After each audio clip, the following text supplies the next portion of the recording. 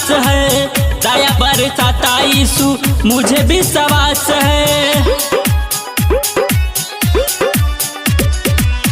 तू ही है दुनिया में, तुझे पे ही आस है, दया बरसाता यीशु मुझे विश्वास है। जग में निराला है तू, तेरे ही सहारे, आए तेरे द्वार यीशु, आए तेरे द्वार,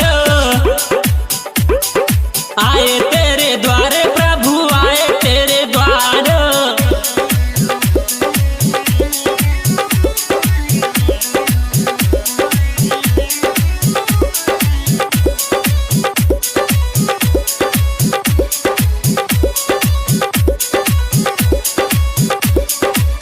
अमरजीत सुनील रखे हरदम ख्याल है, तेरे बिना देख प्रभु मेरा बुरा हाल है।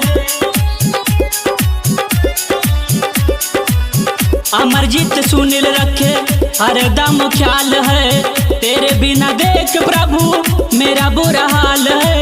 देख तेरा दास तुझे